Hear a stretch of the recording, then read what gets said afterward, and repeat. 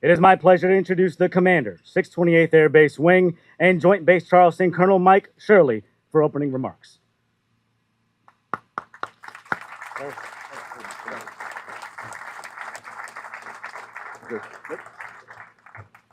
Good afternoon. It's absolutely an honor to stand before you today among some of our nation's leaders, our community partners, and the outstanding joint team that makes up this installation. I was privileged to work with Senator Graham when I was alleged fellow, to include even planning his retirement. But beyond the uniform, Senator Graham has been a vital supporter to this base. His unwavering support to the installation's mission was not just words. His support was cemented into the foundation that makes this base. Across the flight line today, you'll see some of our works and the efforts that he put forward. Senator Graham championed a $26.4 million flight line support facility by replacing two aging facilities. He centralized assembly, maintenance, distribution, and the readiness package and avionics. This facility guarantees this installation will remain as a premier launch pad for our strategic C-17 mission. Senator Graham also understood taking care of the mission requires taking care of our airmen. We're driving for the goal line today to open our new $29.5 million fire station. By modernizing this fire station, we're going to optimize our emergency efforts, the response capabilities, and the protection of these men and women who live, work, and serve here every day. As we unveil this new sign today, it's much more than a marker on our gates. It will serve as a daily reminder to every sailor, airman, Marine, soldier, guardian, civilian, contractor, that their mission is vital and their safety is prioritized and their sacrifice is valued by our highest level of government. To the leaders here today, thank you for your steadfast leadership. To Charleston community, thank you for being the greatest military hometown in the nation. And to the men and women of the Joint Base, keep demonstrating this capability because we are the premier power projection platform. Thank you very much. Have a great day.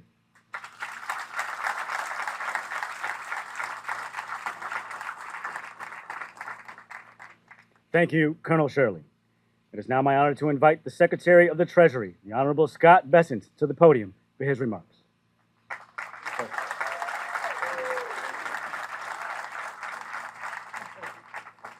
Well, it's good to be home, even if it's South Carolina in August. Secretary Hegseth, Senator Darlene Graham, Colonel Shirley, Governor McMaster, and the great men and women of our military. It is an honor to join you all in my home state as we pay tribute to one of its most devoted sons. The names we attach to our military installations reveal something about ourselves. They signal the type of service we honor, the kind of character we esteem, and perhaps above all, the sort of example we ask future generations to follow. Today, this base takes the name of a patriot who embodied each of those ideals in equal measure. Of course, Lindsey Graham believed that the first obligation of the federal government is to keep its people safe. Keep its people safe. He carried that conviction for more than 3 decades in uniform and in Washington, and to place his name upon a base dedicated to our defense is to join Lindsey's memory to the cause that animated his entire life. But beneath the force of Lindsey's convictions was a man of uncommon warmth and generosity of spirit. However far duty carried him, Lindsey never outgrew the people or the places that claimed him as our own. He was a distinctly American ascent from central South Carolina to the pinnacle of the United States Senate. Along the way, the arc of Lindsey's life stirred the pride of every South Carolinian, myself included. It reminded us that in America, the circumstances of one's upbringing are never binding, and that the highest places remain well within the reach of those born far from power and privilege. Few men have traveled greater distances without ever leaving home behind. And across both of his callings in his life, be it the Air Force, Congress, on a base in Afghanistan, or on the floor of the Senate, he devoted himself to the same great purpose of serving a cause greater than self. Joint Base Graham is the backbone of our Air Force's C-17 fleet, the workhorse of our air defense. Before joining the administration, I would sit on my side porch here overlooking Charleston Harbor, watching the squadrons of C-17s returning from their missions across the globe. Nobody does it like our amazing South Carolina pilots.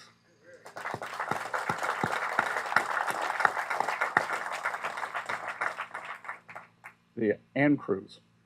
From today forward, these planes will have Joint Base Graham on their tails, a reminder that Senator Graham was the American people's workhorse. That is why Lindsey Graham's legacy belongs here, and it's why this base will bear his name with pride. So may God continue to surround the Graham family as they draw strength from a grateful Palmetto State. May he bless our troops who sacrifice every day to defend our way of life, and may Lindsey Olin Graham's memory continue to be the blessing his life was as it stands watch over every mission launched from the Low Country to the farthest corners of the globe in defense of freedom. Thank you all very much.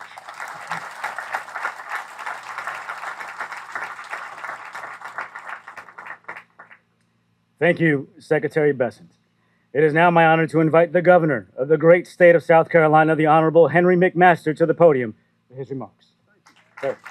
Thank you. Hey. Well, if Lindsey were here, he'd say, "I'm for you." And he was. I'll try to be brief. I think it's fitting that we name important things after people.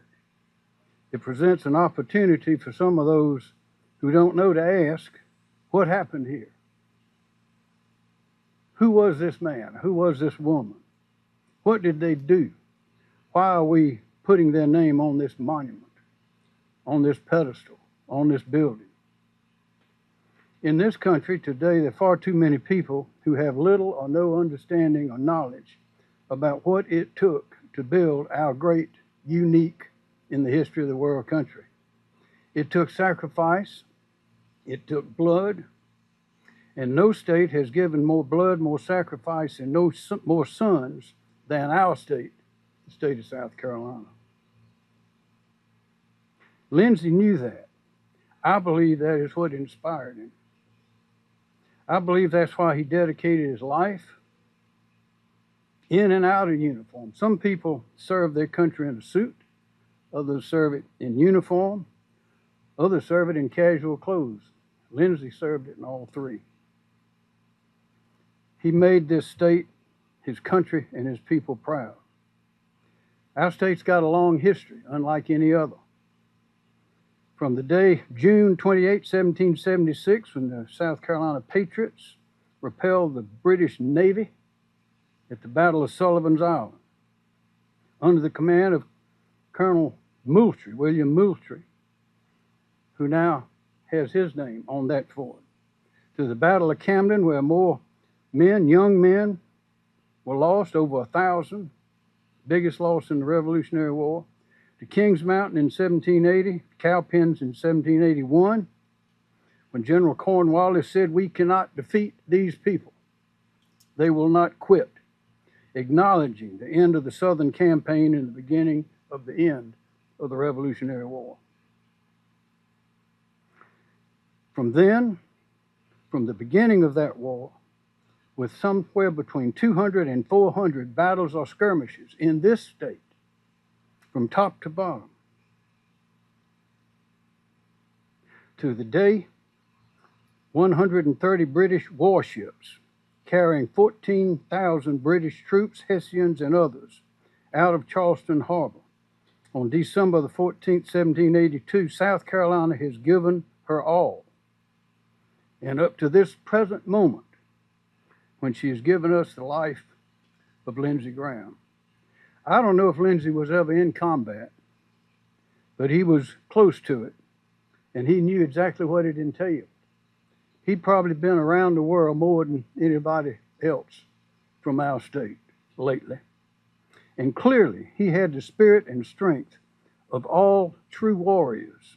He would not quit. And from time to time, he bared his fangs when necessary. Why did he do it? He did it for us. Senator Lindsey Graham, this poor boy from a little town in South Carolina, as he called himself, was one of the most consequential men of our times. He has given us a precious gift for all times, a powerful example of humility, patriotism, determination, and loyalty. It is most fitting that this most important place bear the name of Lindsey Graham. Thank you.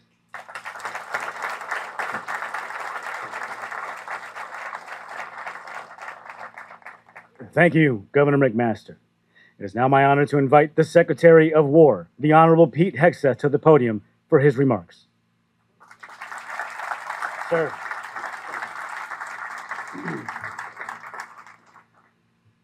Well, Senator, Governor, Mr. Secretary, thank you for hitching a ride with us this morning. Son of South Carolina, all patriots that I've had a chance to work with our great Treasury Secretary, and he is a patriot of the highest order and loves our military. So it's an honor to have you here with us today. Senator Lindsey Graham dedicated his life to serving this state and serving the armed forces of the United States. He served this nation both in uniform and in both houses of Congress, as everyone here knows. But in both capacities, it was always the same mission. He knew the timeless truth that to ensure peace, we must be prepared for war. Protect your people, protect your state, protect your sovereignty, or you will lose it to someone else who is willing to take it from you. Lindsey spent his final years taking on a radical leftist ideology that had run rampant in the media, in academia, and even among a few members of Congress. The hard left declared war on our own military. This nation spent 45 years fighting communism in the Cold War, and that was 30 years ago. And now it seems that many people have forgotten the reality of what communism looks like. It starts off with promises and it ends in prisons. It promises heaven, but delivers hell. Senator Graham stood up against that radical woke ideology that killed our military recruiting. Under the previous administration, they couldn't even hit recruiting goals. Young patriots didn't want to serve under these woke so-called leaders. But instead of raising standards, they lowered goals. President Trump promised the American people, alongside Senator Graham, that he would rebuild the military. He promised he would make our forces stronger than ever, and that he would run those radicals out of the Pentagon. And that's exactly what he and we have done. In this new golden age of America, President Trump has had no stronger ally in Congress than Colonel Lindsey Graham. It falls to us to complete the work that Lindsey Graham began and advocated for decades. As we gather here today, the War Department is seeking a historic generational investment of $1.5 trillion for America's warriors. And Lindsey himself said to me in his office, "This is the best military budget I've seen since I've been in Congress," end quote. This department pays tribute to Lindsey Graham in the naming of this base. But there could be no greater tribute than Congress could give than to invest in our warriors for the full $1.5 trillion. More on that in a moment.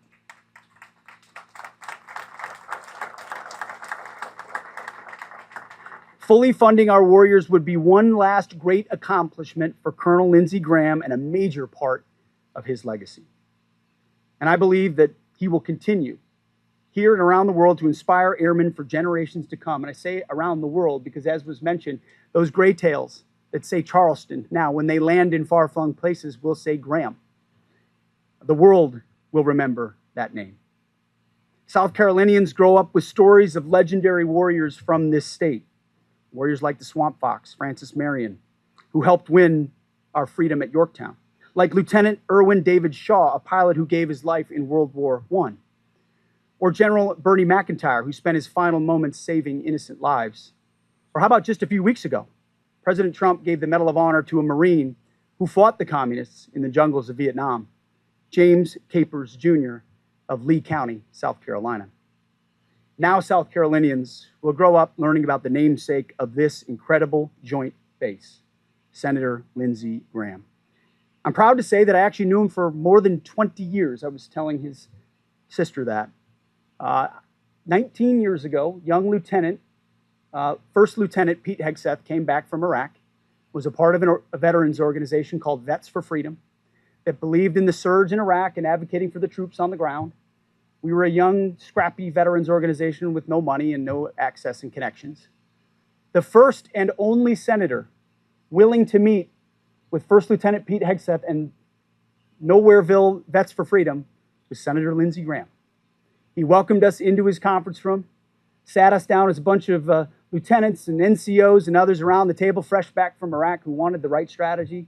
I'll never forget it in his accent. He sat there and he said, "Gentlemen," I can't do a Lindsey Graham accent. It always devolves into a Trump accent. He said, "Gentlemen, welcome to a place where you can still say the word victory." He believed in mission success. He believed in the troops. He believed in giving the troops everything they needed. And he served himself. In fact, a few years later, Captain Hegseth was an instructor at a base on the outskirts of Kabul in Afghanistan. And who came to visit? Colonel Lindsey Graham. I had mentioned that we were out there at the counterinsurgency school and we could give him an update on what the Taliban was up to. Sure enough, during his reserve duty, there he was. Jet lagged as all hell, because that man had a schedule like nobody else. But he was there to hear from us because he wanted his ear to the ground from the troops of what was actually happening in the war in Afghanistan. Fast forward, I mentioned the military budget of $1.5 trillion. The last meeting I had with Senator Graham was about a week before his passing, or so, maybe 2 weeks before his passing. And he said, he's the budget committee chairman. So, "Mr. Secretary, what do you need for reconciliation?" I said, "Well, in total, sir, we're going to need $350 billion for our military. That's what we believe gets us to $1.5 trillion. 115 in the base budget, 350 in reconciliation, and we'll be ready." He looked at me and said, "How's 355 sound to you?" He wanted to give even more than 350. He wanted to ensure our military was as equipped as humanly possible because he was thinking of places like this one right here. I saw firsthand as a young first lieutenant, as a captain in a combat zone, and as a secretary, the unwavering commitment of Lindsey Graham. And he knew that if you're going to seek peace, you have to be prepared for war. You have to have a prepared military. He talked the talk and he walked the walk. And now, 20 years later, thanks to his help in the Senate, this administration is breaking recruiting records. We're beating our goals. We're taking back the department from the wokesters, and we're making sure that Iran never has a nuclear weapon. Every president for a quarter century declared that they would not let Iran get a nuclear weapon, but they never did anything about it until President Donald J. Trump, and Lindsey Graham was right there for him in the Senate. And so now it falls to us to continue Senator Graham's work of building up our military, the hard work of defending this nation. And I know with full confidence that is exactly what we will do. Well done, Colonel Graham. We have the watch from here. So my fellow Americans, it is my honor to say welcome to Joint Base Lindsey Graham. May God bless the United States of America. Thank you.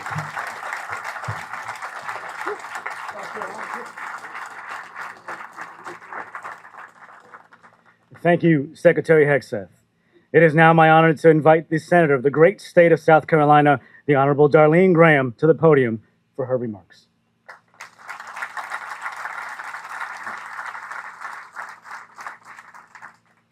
Thank you. And Secretary Hegseth, I can do Lindsey's accent. And he would say, "What are we doing sitting out in this hot sun today?" That's what he would say.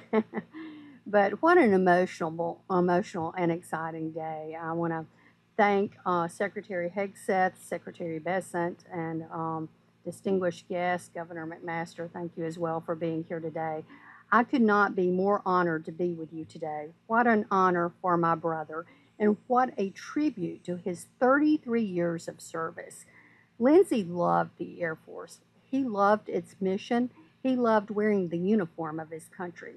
His interest in foreign affairs and national security started with his service in the Air Force. Many of you don't know this, but Lindsey originally wanted to be a pilot. He actually got his pilot's license in high school, but he had issues with hearing in one ear, so he chose to become a lawyer instead, and the rest, of course, is history. It didn't take him long to make a name for himself in the world's greatest Air Force. In his first few years on active duty, he uncovered serious problems with the Air Force's drug testing procedures. It earned him a spot on 60 Minutes, but more importantly, he saved the career of a pilot who had been wrongly accused of drug use. After that, he was sent to serve in the U.S. Air Forces in Europe. It was in a divided Germany that he saw the Berlin Wall and the evils of communism firsthand.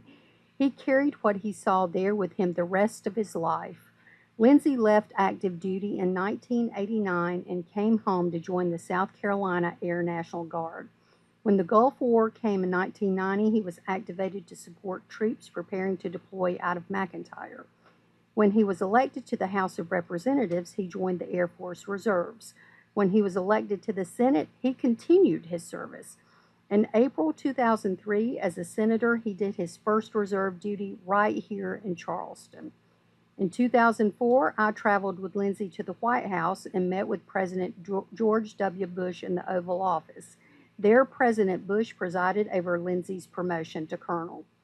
Lindsey later became the first member of Congress in decades to serve in an active war zone with deployments to Iraq and Afghanistan.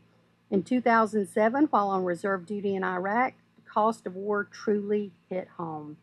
Lindsey had spent days working on legal issues with Navy Commander Philip Murphy Sweet. One day after Lindsey left, he received word Commander Sweet had been killed by an IED. As Lindsey put it, by some strange twist of fate, he had spent Murphy Sweet's final day with him. It touched Lindsey deeply. Lindsey retired as a colonel from the Air Force Reserves in June 2015, not by choice, but because Air Force policy required it. He had aged out. 33 years of honorable service spread across active duty, the Air National Guard, and the Air Force Reserves. It was sometimes hard to tell if Lindsey was a senator who happened to serve in the Air Force or an Air Force lawyer who happened to serve in the Senate. Such was his love for both. That's the man this base is named after. A man who loved his country, loved his state, and loved the United States Air Force. I could not be more honored or humbled for him to be recognized in such a fashion for his lifetime of service. Thank you.